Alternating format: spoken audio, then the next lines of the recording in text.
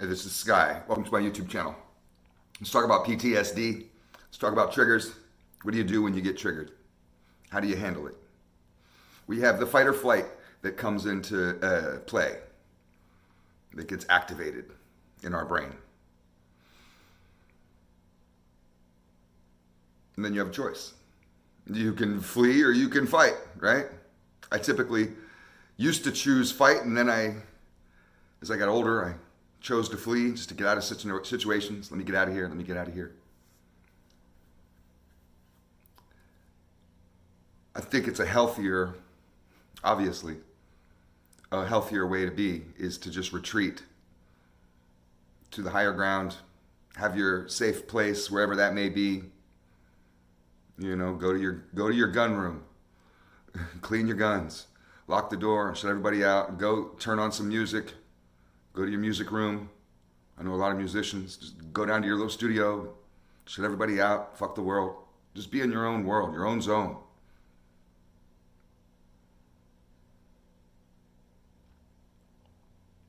But what do you do if you have to stay in this scenario? What if you can't fight and you can't flight? You have to fucking stay there, stuck in whatever the scenario is. And you have to just deal with it. That happens. For those of us with PTSD and with particular triggers, it can be dangerous. One of my triggers that developed because of PTSD, and it's a common response to trauma, is not wanting to be around large groups of people. I can be around groups of people, but I like to be around small groups. I don't like being in a really crowded room. And it's not a fear. I don't get fearful. Like paranoia is fear. I'm not looking around, like that with back up against the wall, like I'm afraid someone's going to attack me or something like that. I've seen guys get into that mode. I don't get like that. I get really aggressive though. Really aggressive. To where I get nervous if I'm going to be able to control myself. So then I want to just leave. And I get around a large group of people. I don't care where it is, a restaurant, a concert, a party. If it's too many, I don't really know exactly what my number is, but I know it inside when it feels like too many. There's just too many people. Man, it's hard. It's so hard for me. I moved to a small town. I was living in downtown LA, of all places. Crowded as fuck. Used to overwhelm me, especially during rush hour. You'd have all the helicopters and planes flying, and they're all on different levels of airspace all the time, and downtown is the real heavy traffic. You have cars everywhere, car alarms going off everywhere, 2 different freeways right near me. Fucking the people, it just felt overwhelming.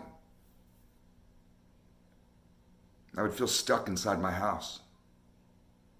I'd have somewhere to go, and I'd just be like, God damn it, man. How am I going to do this?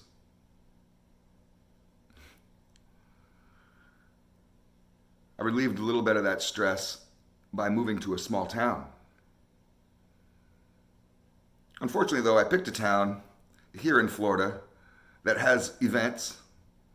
And say, for example, Bike Week, we get 500,000 people that converge on our town, on our small town. It goes from a small town to feeling like a big city, all in 10 days. It's a lot of people in a small area.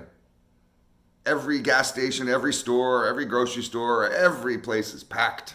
Every intersection, it's just tons of people everywhere. It reminds me of being in downtown LA all over again. I get triggered all over again.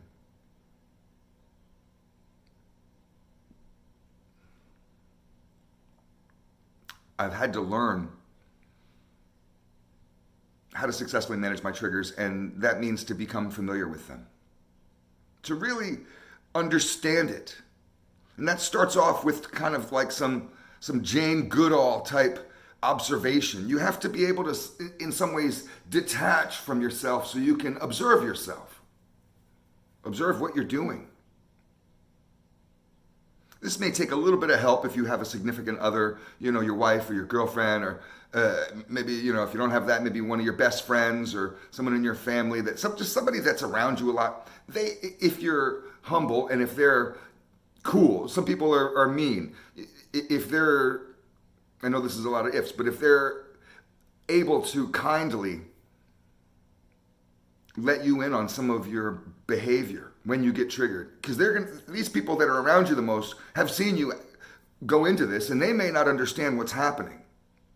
This is one of the problems with having PTSD, is the people around us have no idea of what's going on with us. It's confusing to them.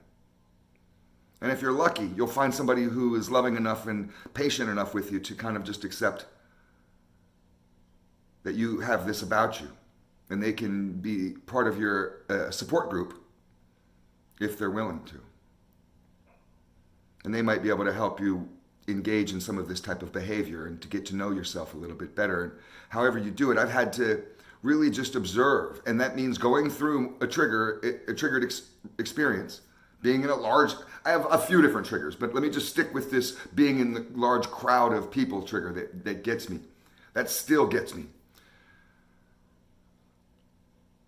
I've had to really analyze it, and that means going through the experience, the terrible experience of it, being put into the fight or flight, making that choice. Do I want to run away or allow myself to just get further and further agitated to where I get to the point of where I might become aggressive, and then I can become dangerous? And to really sit there and analyze it step by step, emotion by emotion. What's really going on? At first I thought I was impatient. And I really worked on becoming more of a patient person. I didn't really put two and two together that it was just simply the number. It was a numbers game. I just didn't like being around a lot of people. And there's ways to weasel your way back into that experience. You can, little by little, incrementally, train yourself to feel comfortable around large groups. And I've done a little bit of that. Kind of controlled experiences where I know that this is going to be the size of the event, and I give myself a certain amount of time there with the knowledge that I can leave. As soon as I start feeling uncomfortable, I can bail. I can just get the fuck out of here. Car's parked close by. I don't have to rely on anybody else to drive me anywhere. I'm not going to Uber anything. I'm driving. That's why one of the reasons why I never drink, because I don't want to be intoxicated so I can't get from point A to point B, and I don't want to rely on cabs or Uber or friends or anything like that. When I need to go, I need to be able to go. And you can slowly reintroduce yourself to large groups that way, to where all of a sudden you're at a festival with 100,000 people there and you can actually enjoy it.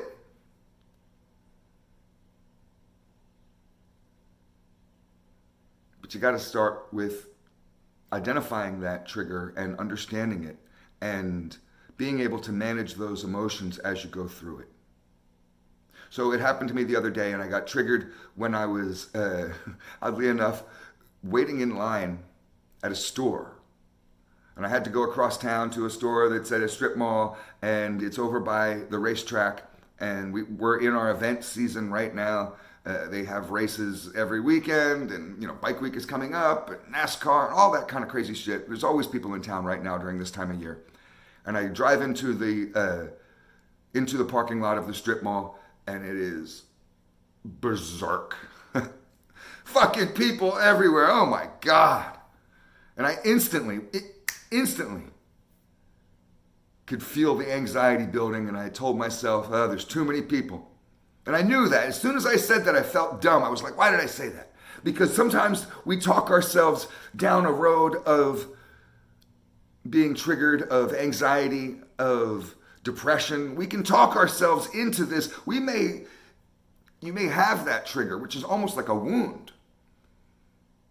When that wound gets, a blow to it, it's not fully healed yet, so it hurts. Well, whatever. I had to go into the store, and I needed to buy some of the shit there. I couldn't just walk away. I couldn't just say, oh, well, I'll come back another day. I have this mission to accomplish. This is important. And I know I'm going into a scenario that triggers me that I don't like. There's tons and tons and tons of people everywhere, all around me, and I don't like it. I can feel myself becoming agitated. I can feel myself going crazy, and it's hard to stop. It's really, anybody out there with PTSD knows what I'm talking about. It's really hard to fight it off. You feel it coming on. It's hard to fight it off. God damn, it's hard. But what I do is I go into kind of like a walking meditation, a meditation around others. I don't just check out, but I detach. I kind of detach from the scenario. And I kind of talk to myself about acceptance. I try to accept the fact that I'm in an uncontrollable scenario. I have to be here. There's people around me. I don't like it. This triggers me. I want to run. I want to fight. I want to flight. I have to be cool. I have to remain in calm, in control, courteous, and accomplish my mission and stay mission driven. And I can stay mission driven when I marinate on acceptance. Acceptance. Accept where you are in this world. Accept not being able to control things. Just take a deep breath. Okay, this is what's going on. I have to go through this. I can do it. Everything will be fine. And you find yourself calming down, coming back down into your brain, into the proper part of your brain, because that's literally what happens when you get triggered. Is you snap into a different, a more primal, kind of caveman part of your brain. You have to allow yourself to calm down so you can start firing those neurological, electronic pathways, whatever, those circuitry pathways that our brain fires on. They start firing in a different direction, and that's when you're free of that experience. And you'll find that with staying in a world of acceptance, that's what will set you free from that trigger, is acceptance. And I've been trying to transfer this in other areas when I've been triggered, but this is just one area of being around too many people. So I can train myself when I get angry. I have anger problems, and there's things that make me angry, certain types of people and certain scenarios, and it just comes from being in the streets and having to survive. And I can train myself with that same level of just breathe and accept. I don't have to be in control. Everything's going to be okay. It's all food for thought. Thanks for watching.